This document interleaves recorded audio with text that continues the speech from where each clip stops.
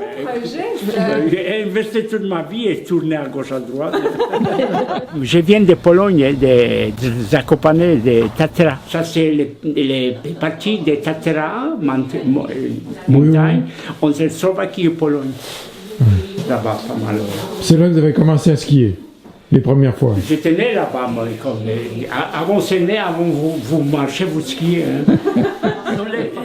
Les skis, nous avons toujours, les enfants, c'est toujours glissé. Mais nos montagnes, là-bas, où c'est up, où c'est down. Hein, et nous vivons comme ça. Et c'était des atmosphères, des skis comme ça. Toujours glissé, c'était comme... Bien sûr, nous avons des skis en bois avec les petits straps là-bas et glisser dans ça va. Mais à petit c'est grandi.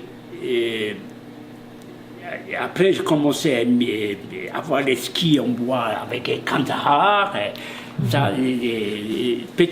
Commencé petite compétition aussi. J'ai joué dans des clubs. Et là, ils ont découvert que bon, ces gars, peut-être nous pouvons il est bon. avec lui. Et ils sont mes supporters. Comme ça, comme j'ai étudié, ils sont mes aidés un petit peu financement. Comme ça, je mange un petit peu mieux. Comme ça, c'est costaud. Ils sont mes supporters.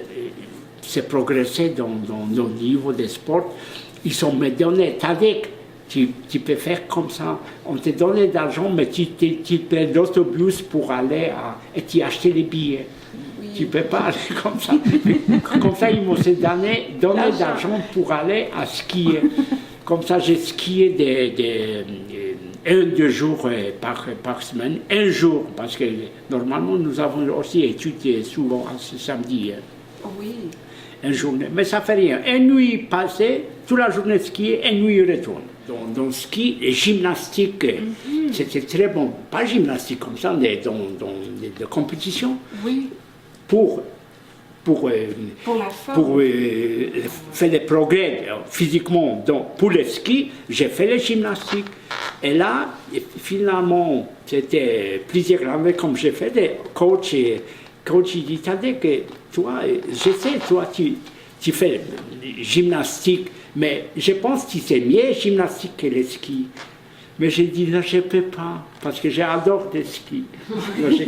Son surnom était Guma en polonais, ça veut dire caoutchouc. Tu sais. Ah oui, c'était mon nom. Bon.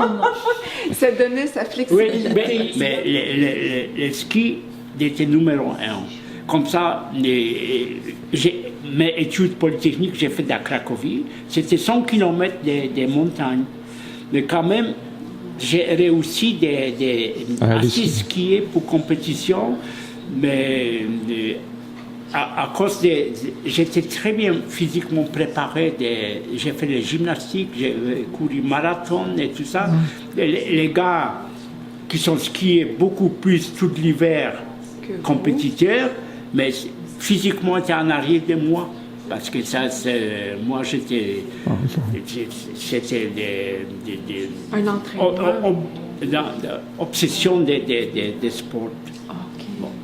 Mais comme ça, quand même, j'étais pas même proche des compétitions avec les top gars. Oui, justement, oui. C'est ça. Avec qui vous avez skié? Tantôt, vous avez parlé du Varnet, mais vous connaissez? Ah, mais moi, j'ai commencé, je ne sais pas si vous êtes au courant, mais il était fameux, autrichien Tony Zeiler. Bah, c'est ça, c'était ma époque. J'ai connu Tony Zeiler. C'était plusieurs. Dans cette époque, c'était deux nations très fortes dans le ski, c'était français et autrichien. Bon, comme ça, nous avons glissé là-dedans un petit peu. Vous n'étiez pas loin. Oui, mais 15e, 20e, ou chose comme ça, non. Mais pas, quand même. Mais, dans cette époque, nous avons plus proche des top men des compétitions que présentement, que Pologne, c'est un pays ouvert, qui paye pas mal d'argent, qui monte riche, qui envoyait les enfants à l'académie de ski et tout ça, mais ils sont 50e ou 60 loin pour sortir les pays. Ça a été avoir spécialement arrangé les clubs pour tout ça. Mais moi, j'étais peut-être 6 fois dans le ski international, mais normalement, ils ont toujours refusé de donner le passeport pour sortir parce que ce gars est dangereux, il va courir des pays. Oui. Mais il a bonne raison. Il a bonne courir. J'ai quitté. Vous avez quitté. Ouais, non. Mais une fois que vous avez quitté, est-ce que vous avez continué la compétition? Une fois que vous êtes... Non, comme j'ai parti, Quand vous êtes parti, non, c'était pas... C'était pas possible. Non, un petit peu là, mais j'ai commencé à habiter à Grenoble, et j'ai connu plusieurs compétiteurs français, dont François Bollier, Jean-Claude Kelly, avez-vous... oui, ça j'ai skié un petit peu, mais socialement. Pas compétition, parce que là... C'était à peu près temps pour attention de travail et ma future, j'ai commencé vieillir aussi. Hein. C'est ça, vous aviez un travail. Oui, ça, mais j'ai skié toujours, loisir. chaque occasion. Vous skiez combien de jours par année encore? Bon, l'année passée, c'était 80 jours. 80 jours. L'année passée. Ben, et c'est beaucoup de journées. Il faut demander combien de gars il n'est pas jeune. Hein. Non, c'est ça. Et quand un gars, comme était jeune, non, jeune garçon, il nous toujours suivait, il s'est appris des skis de nous, il toujours skié avec nous. Bon fusil à Sénégal. Ouais. Mais petite montagne, nous avons bien de là-bas. Tous les gars qui sont skiés. Et puis le club de ski de Ski-Montcalm, quand est-ce que vous l'avez créé avec la montagne? Mais au début première année, c'est moi qui ai commencé coaching et tout ça, mais j'ai pas beaucoup de temps parce que ça occupait là. Et encore les boulots. Donc, début, j'ai copain qui était coach de l'équipe nationale de Pologne. Je l'ai amené ici. C'est lui qui a pris établi, il a fait des programmes pour que c'était club. Et il était tellement bon qu'il était coach de l'équipe nationale pendant combien? 30 ans. Bon. Son nom, c'est? Parti ici, Yelein. Piotr Yelein. C'est lui qui a amené des Turgeons dans le championnat du monde. C'est lui qui était coach d'elle. Ah oui, d'accord. Comme ça, lui est parti bien sûr, ses carrières. Moi, j'ai découvert que dans ma vie personnelle, je déteste bureau. Moi, je ne peux pas travailler au bureau. Oui. Bon, comme ça, comme j'ai fini les civil engineers, j'ai fini, assez éduqué, tout ça, qu'est-ce que je vais faire? Pousser les crayons ou faire quelque chose comme j'aime extérieur. Mais comme j'étais skieur dans cette époque déjà, j'étais dans compétition de ski et tout ça, j'ai dit, bon, peut-être je peux spécialiser dans la construction de remontées. C'est ces Français qui m'aidaient pour quitter le pays, parce que ce n'était pas facile. Hein. Réfugiés, communistes, c'est pas mal serré politiquement. Donc, comme j'arrivais à Grenoble, pour moi, il m'a déjà pris. Bon, il a trouvé que j'étais assez éduqué pour ça, mais c'était pas, j'ai aucune expérience.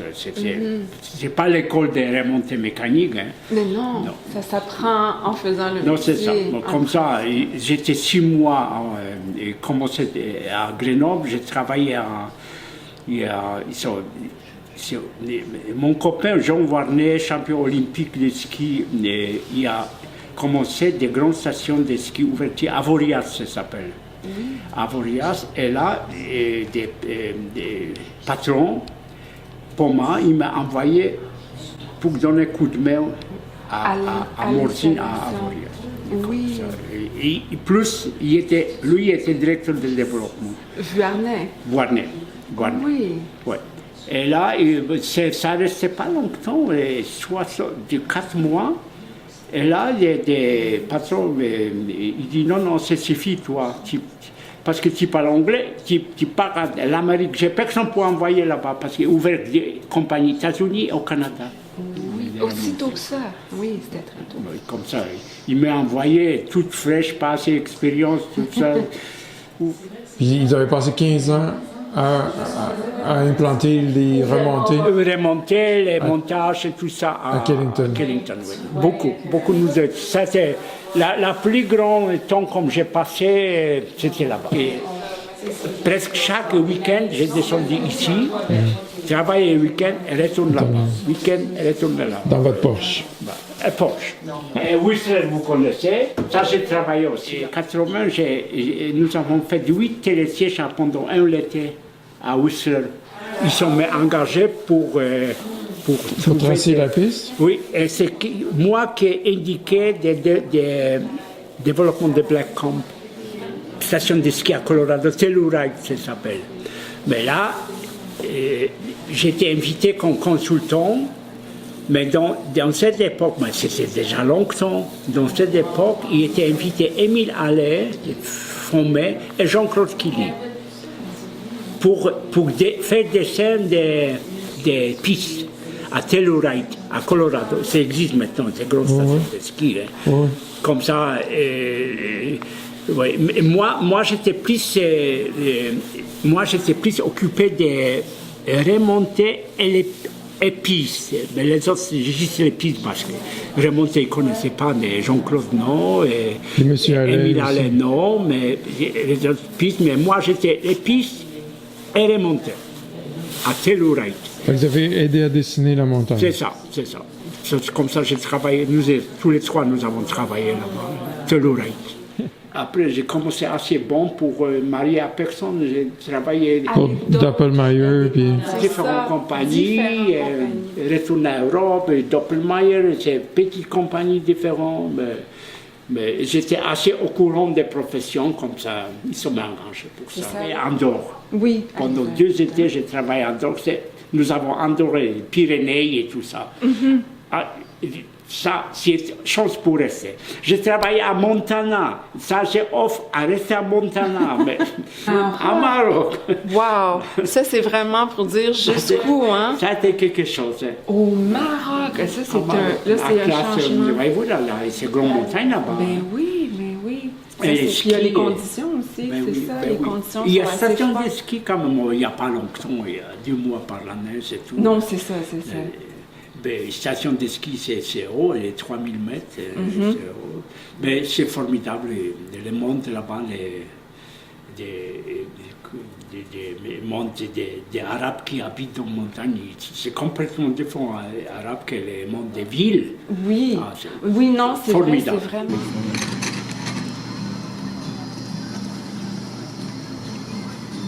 C'est son manteau de moniteur de ski en Pologne. En moniteur? C'est marqué chargé de projet. Parce qu'elle a... Oui, mais ça, c'est sa carte de business. Oui. Ça, c'est adresse ici, Ouais. ça, c'est adresse France, et ça, c'est en Pologne. Oh, il y a 3 adresses. Non, mais c'est vraiment magnifique de voir ça. Ben, c'est ça. Ici, Rodden. Comme j'étais en actif, France, hein, mais... à la cuisine, comme Oui, que en vous m'avez France. montré là-bas. C'est ça. Et puis, si on parle de ski mon camp, votre début, c'est sûrement lié à votre métier d'installer des télésièges, mais comment? Oui, c'est connexion avec ça, mais, parce que j'ai cherché quelque chose de on my own, quelque chose, c'est énervé là, toujours pour travailler pour les grosses compagnies, comme ça a été aussi excitant, mais j'ai voulu établir quelques places. Comme ça, j'ai les yeux ouverts pour beaucoup de montagnes, ouest et tout ça, mais c'était tout quand même limité avec les finances et avec des situations finances, situations utilisées là, parce que là, il y avait beaucoup de montagnes à British Columbia, au Alberta, mais dans cette époque, 63, il n'y avait pas beaucoup de population, il n'y avait pas de clients pour payer. Et cette montagne, il était les gars, et une fois, il était monsieur qui me téléphonait, il dit, moi j'ai un projet pour station de ski, il m'a invité pour faire des études pour lui ici, là, dans cette petite Lui, il avait montagne. un projet de vouloir faire Oui, la montagne. c'est lui qui a voulu développer. C'est quoi son nom? Oh, Je te rappelle plus. Bon. Oh, Monsieur Boutin. Bon, Monsieur Boutin, propriétaire était Jimmy Parkinson. C'est vieux Scottish family qui émigré il y a 150 ans de Scotland. De Scott. C'était des familles qui étaient propriétaires de ce terrain. Scottish monde. Et comme ça, lui était un monde formidable. Et M. Boutin, il y a un projet de développer ici. Il m'a demandé de conseiller les prix, les trucs pour remonter, qu'est-ce que donne première orientation dans ce business. Mais, comme ça, j'ai donné et j'ai oublié, j'ai parti à Ouest. Dans l'Ouest. Et après, j'étais 3 ans à Ouest, mais il était pas mal de travail là-bas. Comme j'ai retourné ici à Rodon, dans le milieu des Polonais, et là, ils sont commencés, oh, toi, tu es grand, l'homme de ski, de remontée, pourquoi tu n'as pas fait quelque chose pour nous ici? Ben, comme ça, ils ont fait les blagues avec ça, mais pris sérieux. C'est pas de blague avec moi. Comme ça, j'ai pensé, moi, oui, je ne sais pas, j'ai pas de nouvelles, c'est le monsieur qui avait demandé. Bon, j'ai retourné ici, et je regarde. Mais le bois, il n'est pas touché parce que c'était tout voisin. Oui. Parking, tout voisin. Bon, non, il n'y a pas touché rien. Comme ça, j'ai arrêté des maisons de ferme, comme Johanna y habite là-bas, plus bas des parkings. Il demandait, monsieur présentait des Parkinson, j'ai rencontré. J'ai demandé si vous êtes propriétaire ici. Oui. C'est non, this is my ground, that's my land. Et comme ça va. Et j'ai dit, mais vous avez une station de ski. Cette station de ski, c'est quoi ça, cette station de ski? Mais les gars, il a fait des études, il n'a jamais informé des propriétaires vraiment terrain pour ça. Mais il s'est fait, 3 ans, il fait de rien. Bon, il dit, j'ai demandé, mais vous êtes prêts pour vendre des morceaux de terrain? Bon, je peux faire les skis de planches, tourner, expliquer quelque chose. Que c'était quoi le ski? Il me dit oui, il a travaillé 26 ans pour nous après. Comme, finalement, nous sommes arrivés d'accord à 20 stations. Il s'est pas mal financé, donné extraordinaire. Comme j'ai voyagé, c'est lui qui gardait les places, c'est lui qui coupait les bois. Mais moi, j'ai fait les traces des skis, de tout ça, les rubans marqués, et lui a coupé. Et combien d'années il coupait? C'est ça se fait pas en une année, ça prend plusieurs années pour faire. Comme ça, et ça, nous avons continué. L'oncle, non, et c'est pas fini. Ah oui, c'est encore. Regardez ce qu'il fait là-bas. C'est bon héritage, hein? Mais oui. Mais pas héritage d'argent, héritage de travail. Mais c'est un bel héritage, c'est des belles valeurs. Nous, nos meilleurs moments, c'est de voir le monde des familles contents en ski. Là. On voit des sourires sur les pistes, là, le monde en famille qui s'amuse, qui prennent de l'air, qui font des sports ensemble. Je pense que c'est tellement valorisant. Vos souvenirs d'enfance à vous dans la montagne? Oui, ben oui. Ça a dû être magique. Vous avez vos enfants on a passé par là, on a passé tout notre temps ici sur la montagne. Puis, c'est votre terrain de jeu. Notre terrain de jeu, puis c'est le terrain de jeu de nos clients, dans le fond. C'est de revoir les qui sont parents, ils reviennent avec leurs petits. Quand ils reviennent. Là, on voit vraiment une 3e génération là aussi. Là. C'était les petits des petits qui reviennent avec leur jeune famille parce qu'ils ont tellement des bons souvenirs d'enfance. C'est une chose là, moi, quand je bougeais partout, là, pas seulement frites, mais aussi des montagnes, de changer les gars, j'ai toujours été au ski. J'ai skié avec mon. J'ai skié le monde, j'étais impressionné, c'est pas rien pour impressionner le monde, mais j'ai toujours skié avec. Avec vos clients? Oui, mais voyez-vous les pistes qui étaient là.